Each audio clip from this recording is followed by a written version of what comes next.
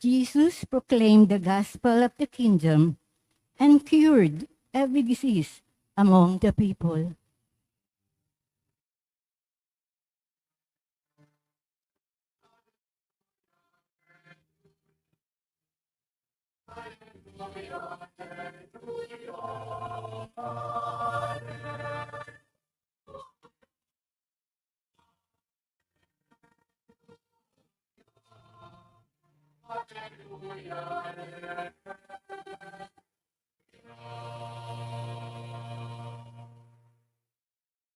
The Lord be with you. And with your spirit.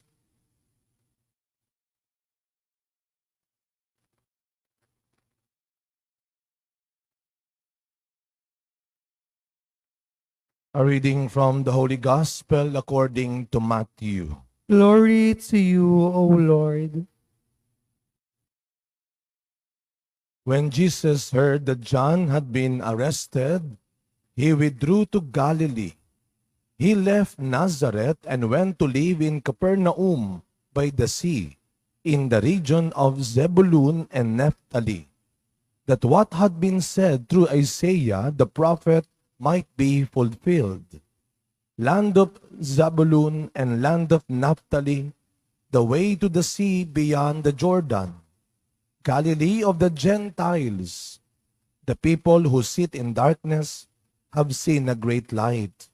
On those dwelling in a land overshadowed by death, light has arisen.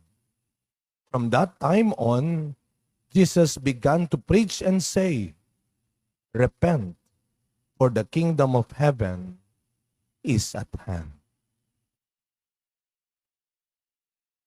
My dear friends, the gospel of the Lord. Praise to you, Lord Jesus Christ. Good morning po sa inyong lahat. Pakibati ho mga katabi natin ng good morning.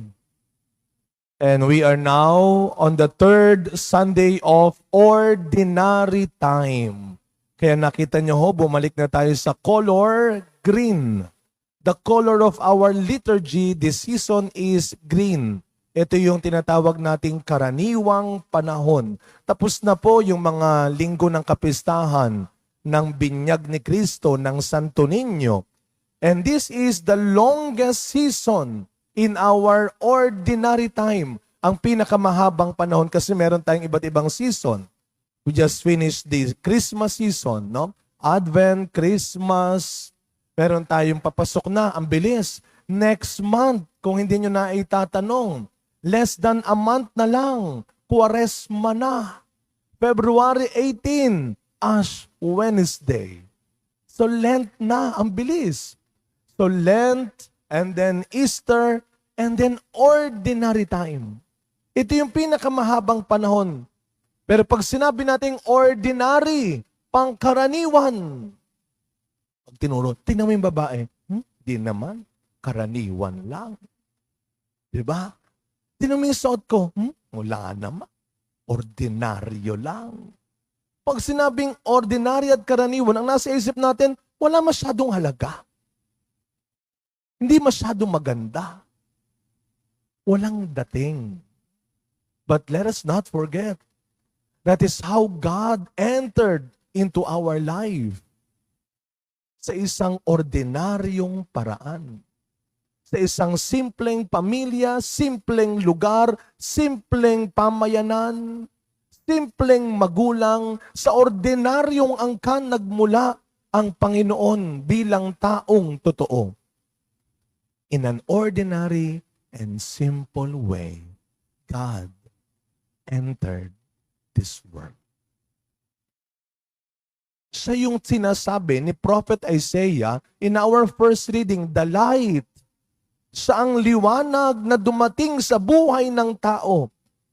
Ang liwanag na matagal nang hinihintay ng maraming tao sa mundo. Ang liwanag na nagbigay ng pag-asa at halaga sa buhay ng mga tao.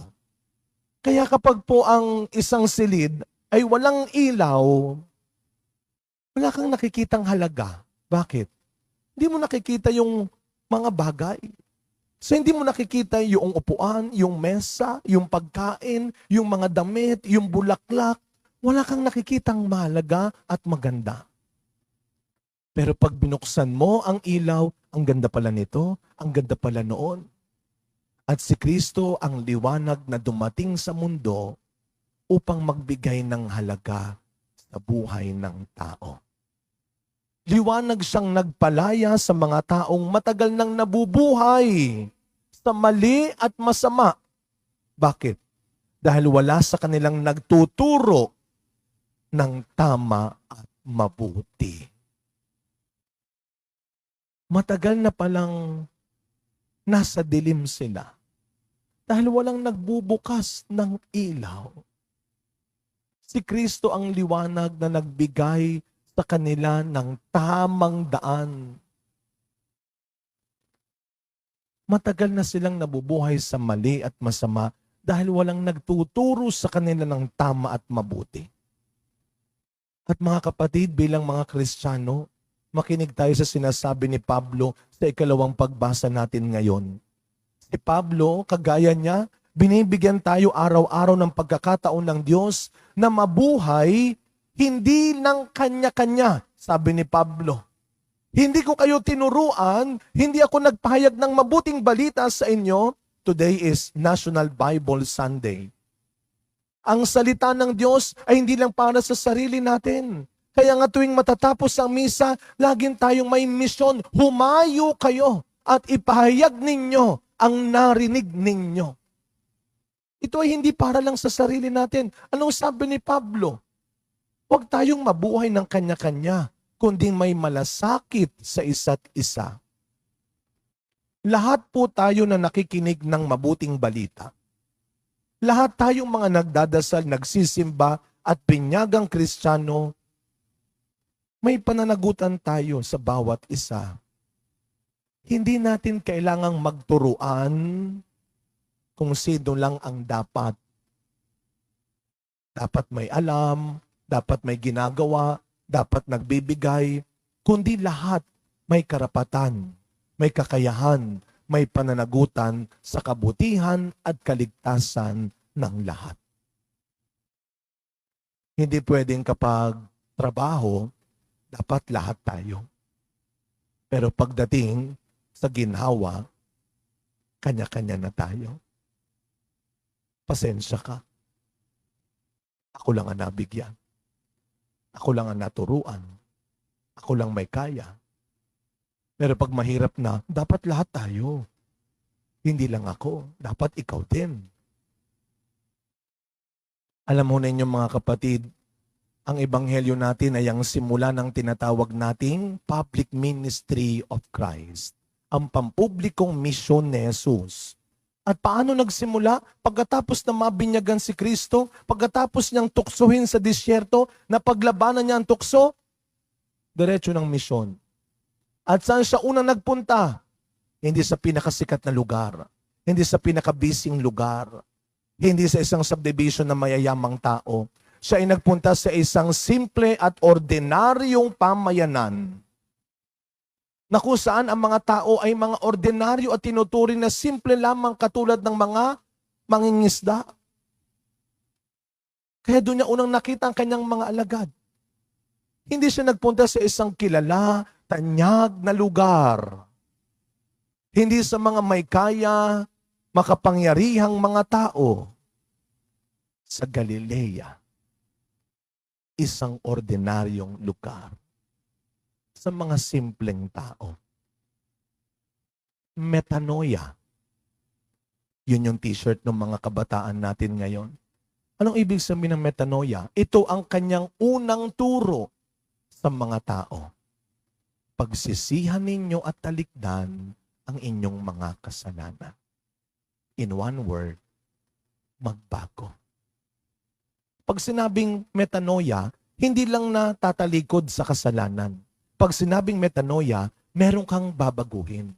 Baguhin mo na yung paraan ng pananalita mo, baguhin mo na yung pag-iisip mo, baguhin mo na yung ugali mo, baguhin mo na ang paraan ng pamumuhay mo.